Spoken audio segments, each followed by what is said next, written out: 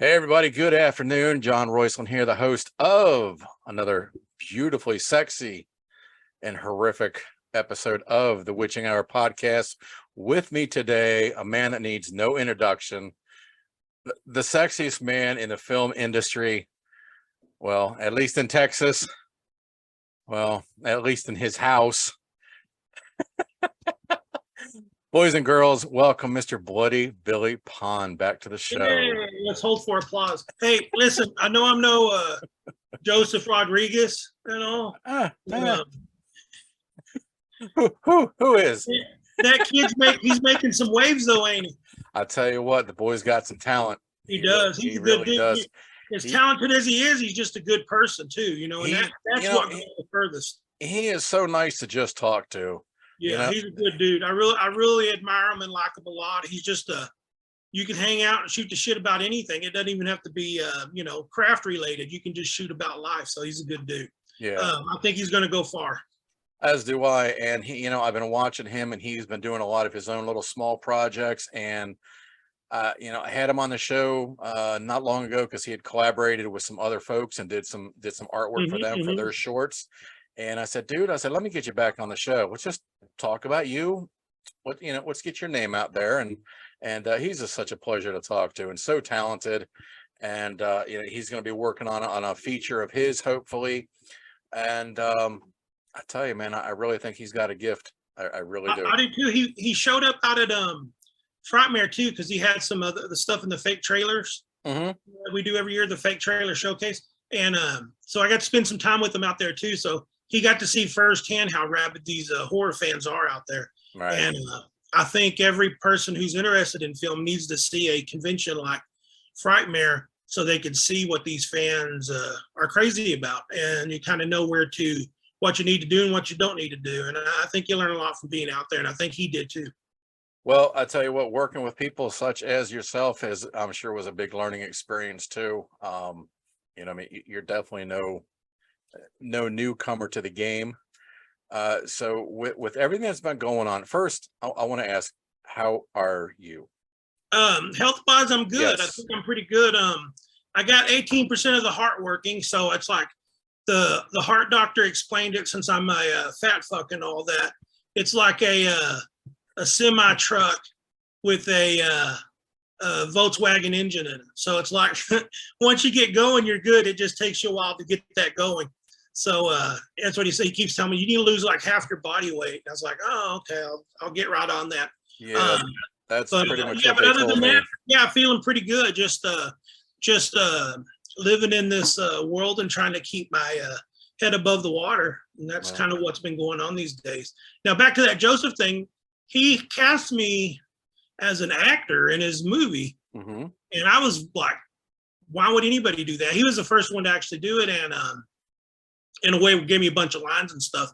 And I was like, well, I don't get it, dude. He goes, well, just be yourself. And I was like, oh, okay. So he's making fun of me. I get it now. But I was real proud of that performance in there. So I don't know if you saw that. I think it's called Go to the Deadlands. Yeah, as a matter of fact, you actually turned me on to that short. And okay. I fucking fell in love with it. And had him on the show.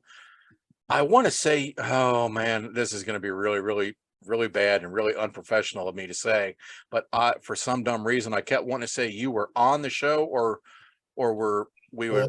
Don't get me lying, buddy. Or we were trying to get you onto the show with him. But yeah, no, man, I absolutely love that short that he did with you. I really did. He shot it with I think the person who come out and shot it was James Feet out of Big Spring. And he did a movie too called Carnage Radio that started off as a short, and then he worked up to a movie, and he's out shopping it for distribution and stuff like that now. He was out at Frightmare too, but he's a big talent too, and he's got a good eye and stuff like that too. So he works with us a little bit too here and there too. But there's finally some great talent and stuff coming out here. There's some little local filmmakers and stuff like that. I know Jake Perry, but he's getting ready he did Tapeworms, but he's getting ready to move out to Tennessee. He is very soon. I figured that Texas must have hit their gay quota and he got kicked out. And then there's like Mike Caldwell. He's doing some stuff. He's doing Mothwoman right now. him and his fiance Lisa, good people. So there's a lot of people doing some stuff here. You know, it's kind of fun to see. Yeah, I I'll get tell you. called about it here and there, yeah, but I'm real proud. There used to not be anything. Yeah, Texas is on fire right now as far as Mhm. filmmaking. It really seems to be the hot spot, that's for sure. Yeah, who was it I talked to a couple weeks ago? Oh, shit, mental. Yeah. John, I'm telling you, like I've known you for a long time, Mhm. and I just now picked up that you said your name's Roislyn. See, I always went Roslyn. My But it's everybody Roy. calls me, even my boss at work calls me Roz. Okay, okay. Because I was Yeah. just thinking, I always thought that was that. It's like funny. Sometimes I feel like I've been asleep for like my whole life, and then one day I wake up and say, "I'll be damned, that's what it is." So I don't know. It must be brain damage or something. I don't know. No, I mean, dude, throughout the years, even teachers in school would always mispronounce my name. And, I'd be in fourth, fifth grade, they'd be doing roll call, and nope, that's not me. So I wouldn't, it got to the point I just would never raise my hand. Well, you got off easy because when I was in school, my middle name was on everything. Now you know my middle name. I do not. My middle name is Ho. Really. No shit. Now that's pretty rough when you're in elementary school and junior high. Yeah. And my mom being white and a cracker, she spelled it Hoe. Even though it's supposed to be Ho. So yeah. So I'm actually Billy Ho, Garden Ho, Pond. I did not know that. Now, a weirder story is when me and my dad just passed. I do, and I am sorry. Yeah, thank you. We went to China together. Thank God we went and did that in 2005. We went to actually where my grandfather was born and all this kind of stuff, his home village. But I noticed over there, the family members that were supposedly pawns too were giving me like a business card, but there's an extra O in the pawn. It was Poon. And I was like, what is, they go, oh, this is Mandarin. I guess there's like 3 billion freaking languages over there. So, and pawn was like Cantonese. So I guess over there I would be Poonho Billy. That's how they would pronounce it. Yeah. I'm not laughing at you. It's true story stuff. Poonho Billy. I did see the pictures that you shared with the world of your trip over with your father. Beautiful pictures. Thank you. My heart goes out to you for the loss of your father. I know how hard that is. We butted heads a lot, but we still looked after each other and had each other's back for the most part. So right. He was kind of like a friend because he's always, I got my immaturity from him, my temper from him, my smart ass from him. I think the thing I got from my mom was probably the nurturing, Okay. caring. Yeah. Yeah. Well, I guess that says a good thing about a mother then, right? Yes. Yeah. Yeah. There you go. So what's going on with you? I know you're looking to finish up Cowboys from Hell. Yeah, and I want to do that for my dad. I saw that. I love that. I started writing that when I was, here at the house dying from cancer that time. And I really thought I was dying. And I said, I better write this story as quick as I can. So through that, couple year cancer thing, when I was, anytime I was bedridden after chemo and stuff, I would start writing and stuff like that. And that's where most of the story come from. But the thing with that character, his name is Bloody Bill in there. And it's not me and it's not my dad, but it's kind of the things. It's like he's basically somebody that did something that he's not proud of when he's younger. And now that he's older, he's kind of got to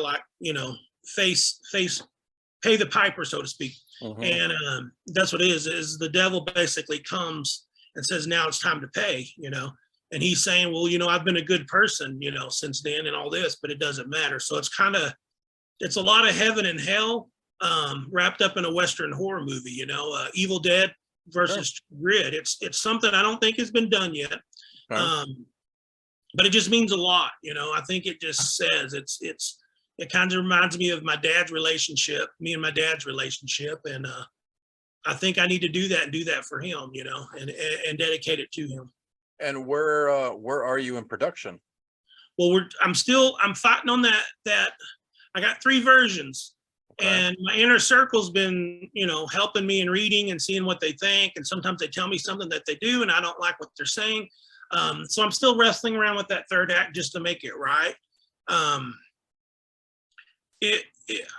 guess what I try to do is, I like to pull the rug out from under somebody on the end of my movie. movies, and that's what I'm doing here. Is I'm really trying to, invoke an emotion at the end of this. So that's where I got to get on that. Right. I'm looking at. I've actually been checking it. I want to film it in Texas because I love Texas, and it's called Cowboys from Hell. But that old Tucson's been intriguing me out in Arizona with their things, and they've been offering some pretty good deals and stuff like that. So I'm gonna me and Kelly's gonna maybe sneak out there on a flight and go see what they have to say and stuff. And nice. I also want to check out Blanco, Texas too. The Buggy Barn Museum has got a really nice Western town too. The reason this one's taking a little bit longer is because it's a period piece. And I just can't film it in my stuff, my warehouse, my houses, my friends' houses or warehouses or property. Right. Doing a Western town and needing a Western town is kind of a tough thing to find sometimes in life. Sure. Yeah. No, you can't have a horse racing by a 7-Eleven. Right. When you're trying to do a shootout or something, I can imagine. Yeah. Well, I stockpiled, old cowboy guns and stuff like that because I've just collected those for a long time. But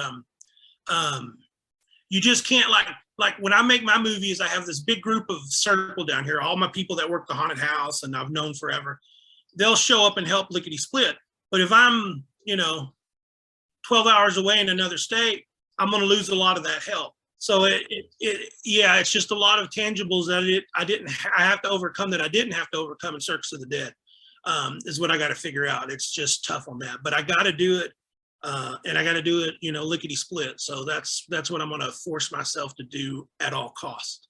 Well, I'm sure your dad will be real proud of you. Yeah. Regardless. You mentioned your haunt. With COVID, I hadn't really even thought too much about this, but I'm going to assume that you had to shut down for at least a year, if not more. Being in Texas, most Texas people are like, stubborn, so they didn't give two shits about that. I gave a lot about that too, but we ended up building it outside.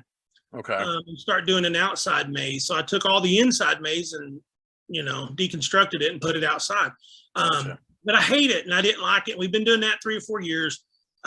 We got some investment help and we're trying to get a inside sprinkler system. You know what I mean? And because there's these new laws now that's come in effect the past 2 or 3 years, and you got to have a sprinkler system, and you got to have this, and you got to have exit lights and all this. And a haunted house is meant to disorient you. Oh, so sure. It's just right. It's a tough line. It's always been tough opening haunted houses before and getting fire marshal approval and building inspector approval, but now it's just gotten even harder. So we're still trying hard, and we're very hopeful we can get in there. We're going to start 2 new haunted houses. One we'll continue that Chainsaw Carnage, which is kind of a backwoods chainsaw massacre kind of thing, which I love so much. Right. And so the front of it will be like a little gas station, service station kind of thing. And you go in there and then you'll get inside the walls. And then it kind of turns into like what you've seen in Chainsaw 2 Underground, just some little fun things within their walls. Okay. Inside their gas station, so to speak. Right. And the other one is going to be, it's like a Five Nights at Freddy's thing. Because, I've always been a fan. I got a Billy Bob, actually, I think right here. Oh, shit. Look at that. There's Billy Bob there. Nice. So I've always loved that stuff like so much. And so I think I'm going to do like, one night at Billy's or one night at Papa's. And it's a Papa's pizza joint, but it's basically what a showbiz and stuff. And it's been burnt out and vandalized and stuff, but you don't know what's in there. But apparently some psychopaths went in there and constructed those things to put those on and stuff. So there's a bunch of, slashers in there that are jumping out in those costumes and stuff like that. And they've killed. Oh, God, I love it. Yeah. I love it. Now, I know you had told me at one time who was it? Somebody was going to be running the operations of, or kind of taken over for you at one point. It would eventually have been my other stepkid, probably. And he's still in my life. Where his mom wasn't, but he's still in my life. He still catches up on it. He's, he keeps up with me. I really like that kid. He's really good at costuming and shit. Like, I taught him how to go to thrift stores and do this and distress things and all this stuff. So he's really good. Now, my new stepkid, Maddox, he's too into music. I think that's his calling. So I wouldn't. He loves working the haunt, but I don't know that he'd be running it. But we'll see how that goes. Right. He's a lot younger than Kobe was at that time, so we'll Right. see. But I want him to 100% on music instead of worrying about stupid things like the fire marshal turning you down. So Yeah, that's Headache City, man. I have seen some pictures and stuff. He definitely is wanting to be the next big guitarist, I can tell. He does. He's a big James Hetfield guy in Metallica. Okay. When he Okay. first started, I thought he was going to head the Kurt Hammett way, Right. but now he switched to the James Hetfield. Okay. And I think that's the lead stuff scared him a little bit. But I was like, that's going to come naturally. You just keep playing, that lead will come. So Pick up those heavy riffs and it'll all come to you in time. That's great. Now, so speaking of which, what about the Cadillacs with you? Well, we've been in the studio with Thurber T. Right. He's with a band called Pump Jack, and I'm actually helping him get his stuff online and stuff. Like, he hasn't had good presence and stuff, but they're really freaking big here locally, and they're so big, in fact, that Ozzy picked them up on Ozfest back then, and he become best friends with Dimebag. Oh, and wow. When Pantera broke up, they started a band called Gasoline, and even Vinnie Paul played in a little bit, but they recorded a bunch of shit that's never seen the light of day, and I've heard it all too.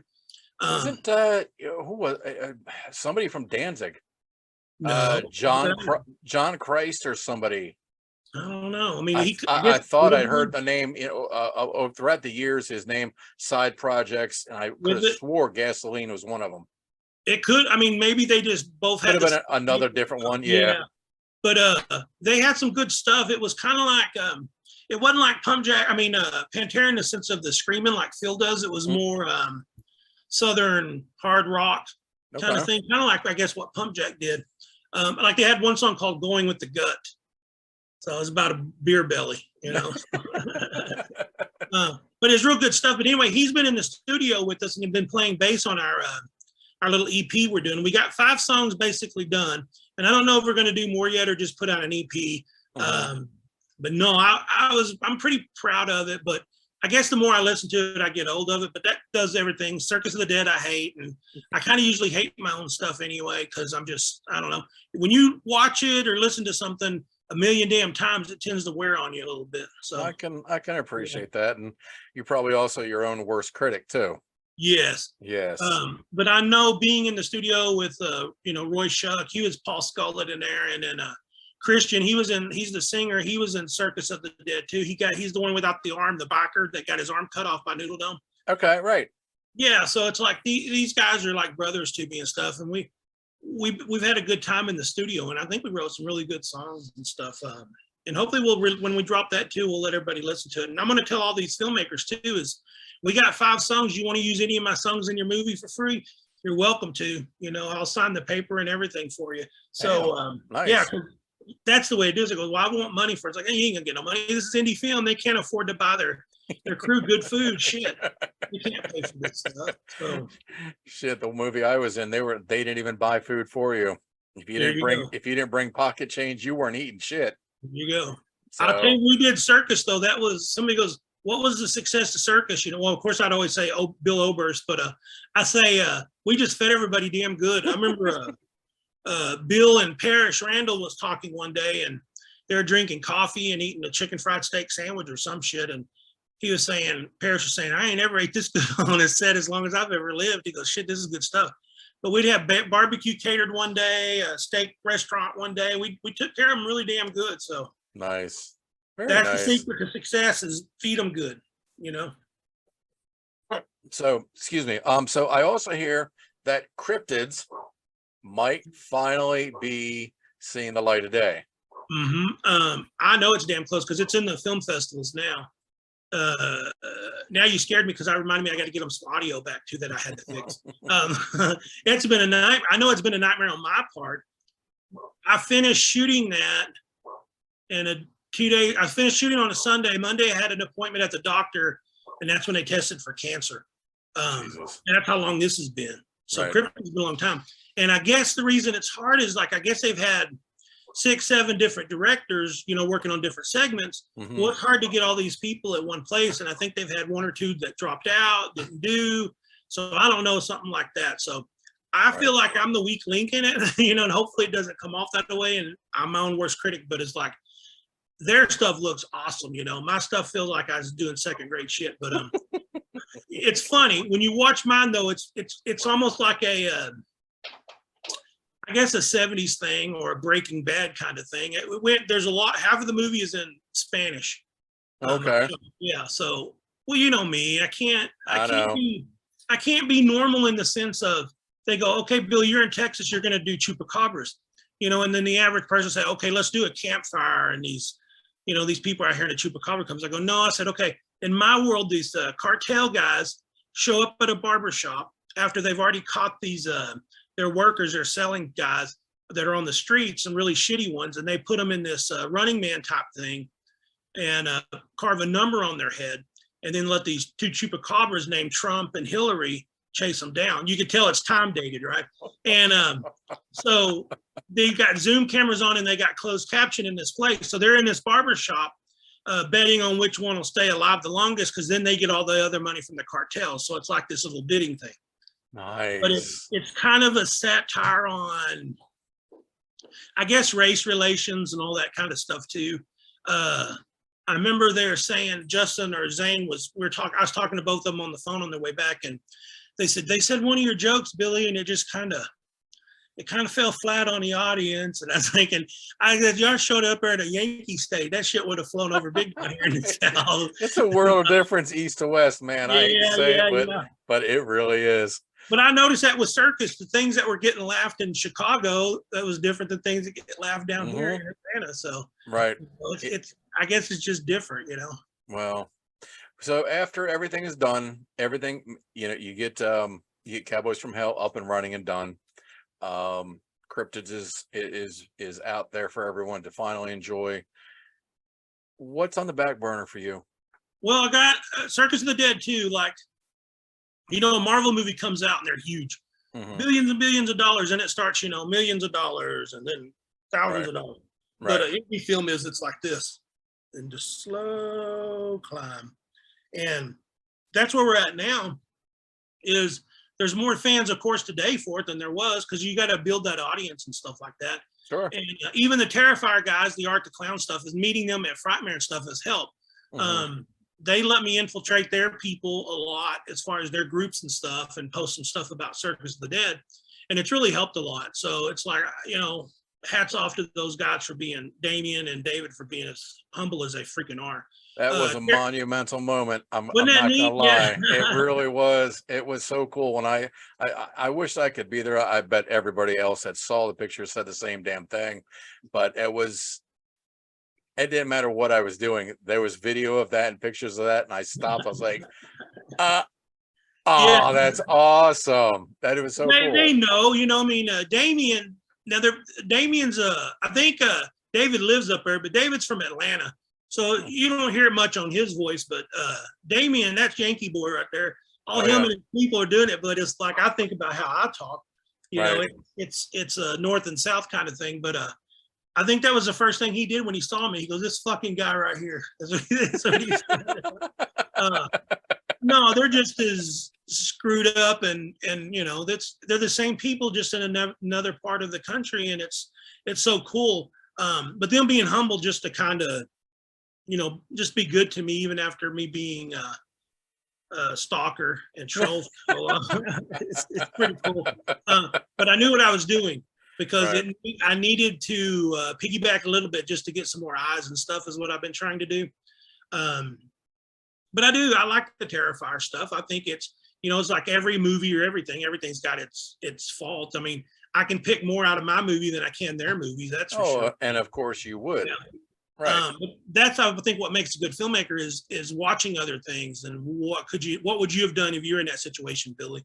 You know, how would you have changed this? Or, this is where they went wrong. You know, usually the endings get everybody. The ending's the hardest part of movies, if you think about it. And a lot of times on the stories and stuff, and I kind of knew what's going to happen on Cowboys, and it's just getting there. So I already know the ending. It's just getting to that complete ending. same thing with Circus. I knew what the ending was. I knew it was going to be about the kids and Donald in that car. Dollboy 2, how Brandon found his watch inside the van. So you just got to come from that and then kind of fill in the blanks before that.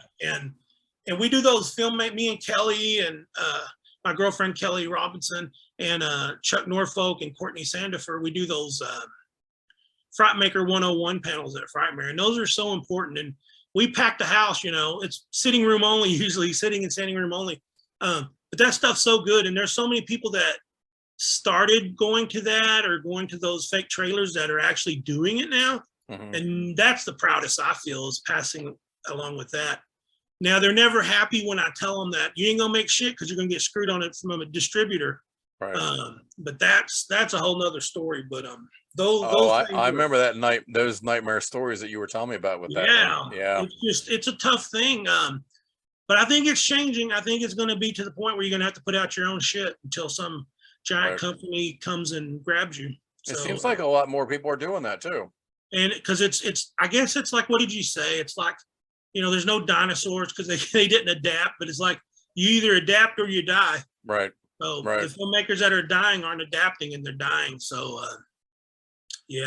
I never put money as an emphasis on anything. I would rather have a good movie and be poor than have a bad movie and be rich, because I want to be proud of my movie. I try to stick to that. And then they say the cream always rises. So the cream always floats. So hopefully things will pay off someday. And I do owe it to the fans to do a part 2. Now I would never do a part 2 if Bill wasn't involved, but there you go. I'm sure he will be too. I think somewhere he's scared of Papa and is, doesn't like Papa as a character or person, but I think he sees the acting advantage in that kind of stuff, because that what he did with that stuff was, if there's Academy Awards in indie films, he would have won that shit hands fucking down. Yes, sir. It was, it's kind of like that role was almost written just for him. He was born to do that role because he nailed it, every aspect of it. He was just pure evil. I thought too, I said, well, what's the odds of taking your first feature film, knocking a grand slam with Bill Oberst, and it's like, now I got cut from the team. I can't even get up to that now. But that was a freaking blessing and a half. And I always tell everybody, like, that dude is a wonderful, wonderful actor. And as great of an actor he is, I think he's a better person. That dude is just a gentleman. I have heard that.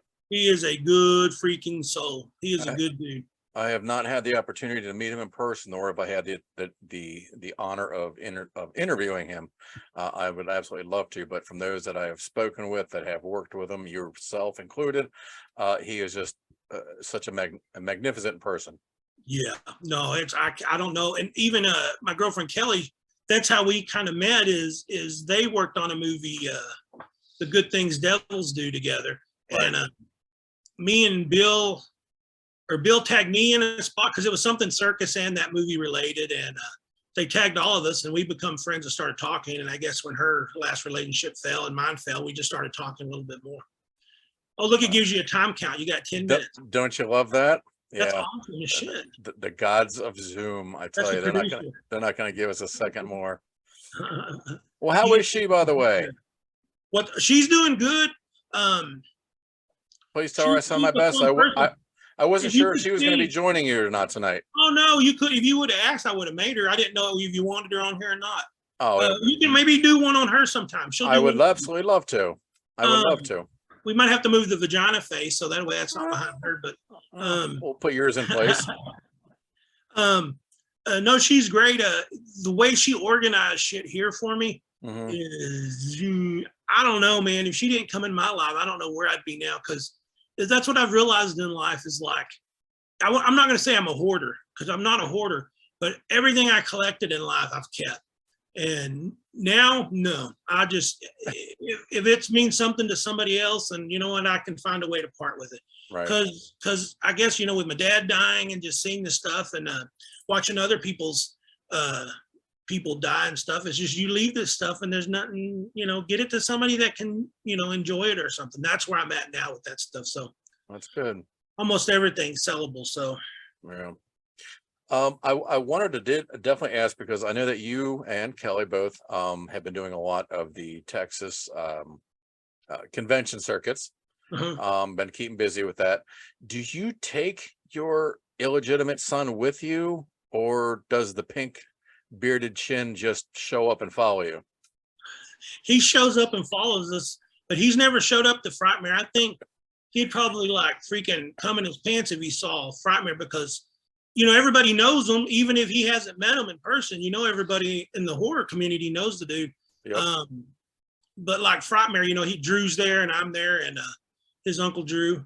And but he's gonna love it so much. So I hope he gets to come out there sometime. But no, anytime I get to see him, is I give him a lot of shit and love trolling him. But there you go back to like Bill, is that dude's got the biggest heart in the world. So he gets stepped on a lot, and I keep telling him, I said, don't, you do what's best for you. Don't worry about me or anybody else. You need to do what's best for you, buddy. For those of you that are wondering who the fuck we're talking about with a pink chin, Mr. Lance Wagner, Lancer Dancer, is a good, I believe, a personal friend, Bill, of yours. Yes. And has become a dear friend of mine. Never met him. We have spoken on the phone once.